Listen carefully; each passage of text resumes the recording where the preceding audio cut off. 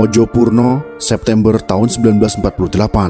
Sore itu hati Kiai Sulaiman Zuhdi sedang gelisah. Sejak menerima undangan dari tadi siang, ia merasa ada yang ganjil dan tidak beres.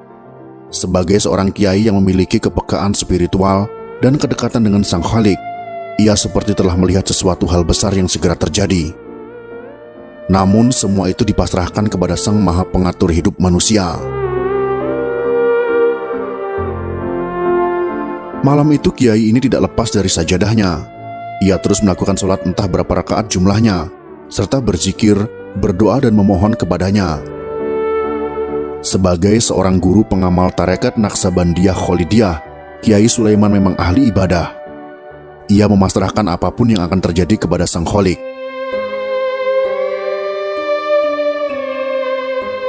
Lelaku zikir dan mendekatkan diri kepada Allah yang merupakan rangkaian dari apa yang disebut kalangan sufi sebagai riyadoh itu sudah menjadi kebiasaan. Namun, malam itu begitu istimewa. Kiai ini terpekur di atas sejadahnya hingga subuh. Akan tetapi, Kiai Sulaiman bukanlah sosok kiai yang menghabiskan hari-hari di sudut masjid. Ia sangat dekat dengan masyarakat.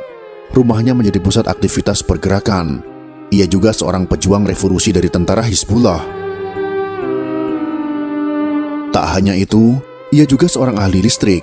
Pada tahun 1948, ketika desa-desa di hampir seluruh wilayah Kabupaten Madiun masih gelap gulita, desa Mojopurno tempat ia tinggal sudah punya listrik. Disinilah ia mendirikan pesantren At-Thohirin, sebuah pesantren yang cukup besar dan disegani di Magetan.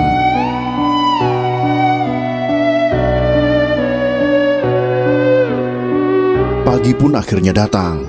Riyadoh yang ia lakukan sepanjang malam itu telah memberinya mental dan kesiapan. Ia pun sudah ikhlas dengan apapun yang bakal terjadi dan menimpa dirinya. Usai sarapan yang telah disiapkan istrinya, ia bergegas pergi memenuhi undangan rapat di kabupaten. Tak lupa ia titip pesan kepada pembantu yang merawat anaknya, Ahyul Umam, baik-baik yang masih berumur 2 tahun. Sampai di tempat tujuan, tidak ada rapat. Beberapa orang PKI telah menyambutnya dengan sepasukan tentara FDR. Rupanya di situ juga sudah banyak para tokoh yang dikecoh oleh undangan bohong itu. Bersama ratusan tokoh dan para santri dari berbagai daerah lainnya, digiring ke pabrik gula Goranggareng. Mereka dikumpulkan di loji atau gedung di pabrik itu. Apa yang terjadi setelah itu?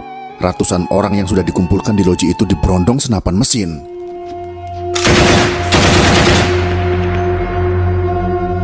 Tentara memberondong dari balik jendela. Rupanya ada satu orang yang berlindung di bawah jendela dan luput dari berondongan peluru. Rokib namanya. Ia masih kerabat Kiai Sulaiman, lalu berlindung dalam keadaan telanjang tak berpakaian. Rupanya orang-orang yang ada di situ sebelum dihabisi ditelanjangi terlebih dahulu. Masih ada rombongan lain di situ yang dikumpulkan. Kiai Sulaiman termasuk di dalamnya bersama 200 orang lainnya. Mereka tidak dihabisi dalam loji itu, tetapi dimasukkan ke dalam satu gerbong Kertapati. Mereka dibawa ke desa Soco.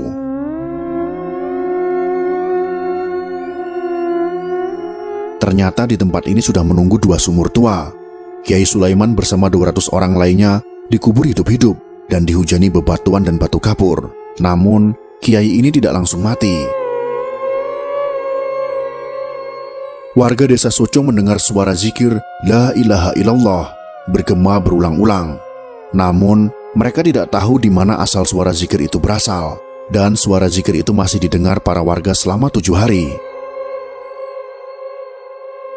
Keluarga besar pesantren di Mojopurno itu berduka. Lebih sedih lagi manakala kiai mereka belum juga ditemukan. Lokasi pembantaian itu memang sangat dirahasiakan oleh PKI. Masyarakat dan para santri sudah putus asa mencari-cari.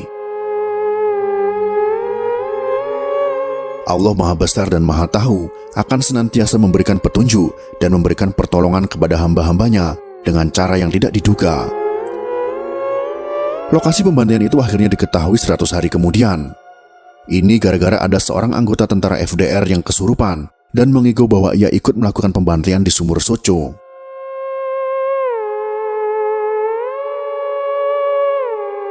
Anggota PKI yang mengigau ini akhirnya diinterogasi dan menunjukkan di mana lokasi pembantaian itu berada. Masyarakat dan keluarga korban pun berbondong-bondong menuju lokasi yang telah ditemukan. Mereka geram marah dan sedih. Sumarsono Wilis, seorang bocah yang kehilangan ayahnya, begitu mendengar cerita anggota PKI yang mengigau itu, langsung mendatanginya. Ia ingin tahu bagaimana nasib ayahnya. Begitu bertemu dengan orang PKI itu, ia tidak dapat menahan amarahnya. Ia langsung memukul kepalanya. Entah kekuatan apa yang dimiliki bocah kecil yang masih duduk di kelas 6 SD itu. Namun demikian, penggalian belum bisa dilakukan karena pada tanggal 19 Desember tahun 1948 atau 3 bulan setelah peristiwa itu, Belanda melakukan aksi kedua yang dikenal dengan agresi militer kedua. Penggalian sumur Suco baru dilakukan pada awal tahun 1950. Selain Kiai Sulaiman, beberapa kiai dan santri dari pesantren Sabilil Mutakin PSM Takeran termasuk korban di sumur Suco ini. Jasad para korban telah dipindahkan, sementara Kiai Sulaiman beserta beberapa korban lainnya dikuburkan di Taman Makam Pahlawan Kota Madiun.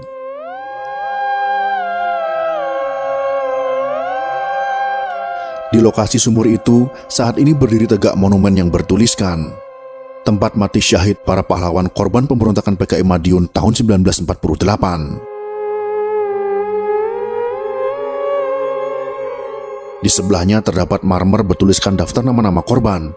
Tidak jauh dari monumen ini juga terdapat gerbong kereta Kertapati yang dahulu digunakan untuk mengangkut para korban.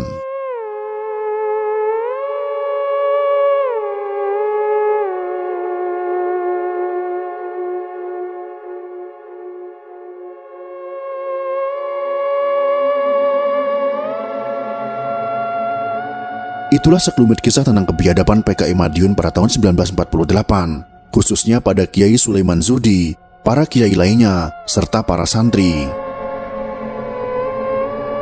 Semoga video ini bisa menjadi pengingat bagi generasi penerus bangsa ini tentang bahaya komunisme. Jika kalian suka dengan video ini, silakan berikan jempol ke atas.